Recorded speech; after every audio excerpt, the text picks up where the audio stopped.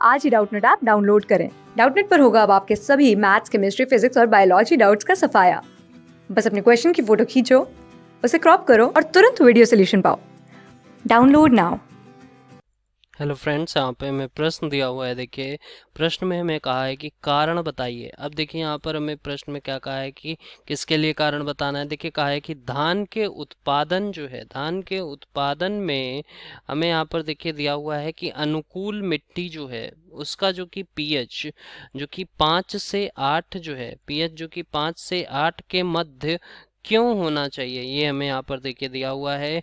तो अगर हम यहाँ पर देखें कि अनुकूल मिट्टी जो कि उसका पीएच 5 से 8 जो है उसके मध्य जो है क्यों होना चाहिए, वो हमें यहाँ पर देखिए पूछा हुआ है। तो अगर हम बात करें यहाँ पे कि इसका कारण ये है क्योंकि किसी मिट्टी का जो पीएच है, अगर हम बात करें कि किसी जो है मिट्टी उसका जो पीएच वो अगर हम देखें तो देखिए किसी मिट्टी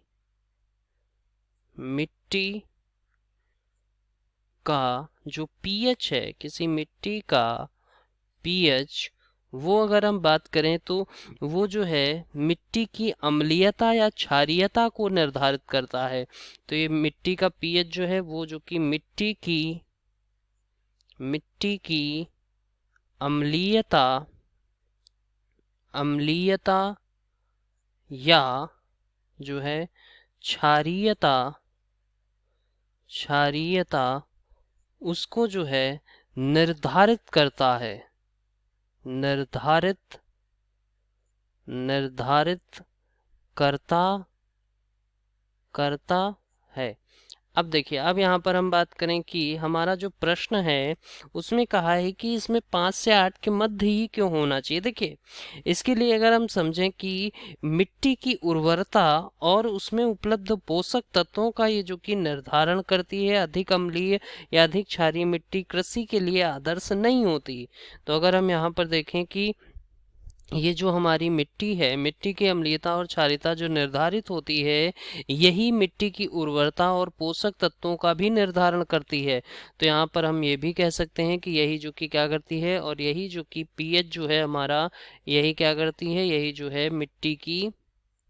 तो यहाँ पर हम देख सकते हैं कि यदि मिट्टी की उर्वरता और उसमें उपलब्ध पोषक तत्वों जो कि ये उस पर निर्भर तत्वों का निर्धारण जो है होता है। और अगर हम बात करें कि अधिक अम्लीय और अधिक क्षारीय, यानी कि अधिक अम्लीय हो या अधिक क्षारीय, दोनों ही प्रकार की मिट्टी कृषि के लिए आदर्श नहीं होती, वो कृषि योग्य जो कि नहीं होगी। और कृषि योग्य भूमि के लिए अगर हम बात करें कि मिट्टी जो है, देखिए कृषि योग्य, अगर हम देखें कि कृषि योग्य भूमि जो है उसके लिए जो आदर्श मिट्टी अगर हम बात करें तो कृषि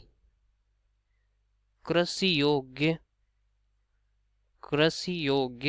जो है भूमि, कृषि योग्य भूमि के लिए, कृषि योग्य भूमि के लिए आदर्श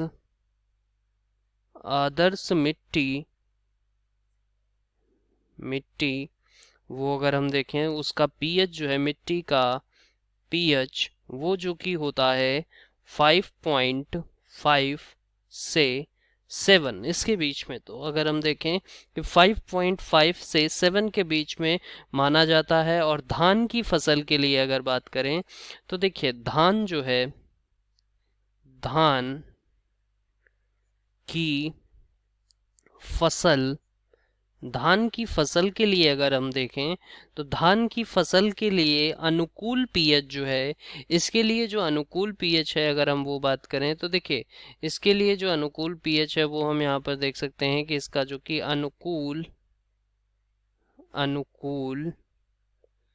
पीएच वो जो कि इसका जो है होता है 5 से 8।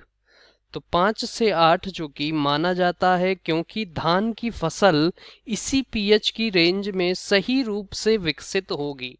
तो अगर हम यहाँ पर देखें यही जो कि क्यों माना जाता है, क्योंकि जो धान की फसल होती है वो इसी पीएच जो है, इसी पीएच जो की रेंज जो है, प्रास जो कि उसमें जो है विकसित होती है, तो इसलिए इसे इसके लिए अनुकूल माना जाता है। तो अगर हम देखें यहाँ पे, तो अगर हम देखें धान की फसल जो कि इसी पीएच मान की रेंज में, क्योंकि ये सही रूप से विकसित विकसित होगी, इसलिए जो कि हमारा जो है इसी के मध्य जो कि अनुकूल जो है होती है। तो यहाँ पर हम देख सकते हैं कि हमारा जो है मिट्टी जो कि अगर बात करें तो अधिक अम्लीय, अधिक क्षारीय मिट्टी जो कि कृषि के लिए आदर्श नहीं होगी। तो उसके लिए एक स्पेसिफिक जो कि पीएच अगर हम देखें तो वो हमारा यहाँ पर देख सकते हैं 5 से 8 जो कि इसके बीच, तो ये हमारा जो है होना चाहिए। तो ये हमारा इस प्रश्न का उत्तर हो जाएगा। Thank you.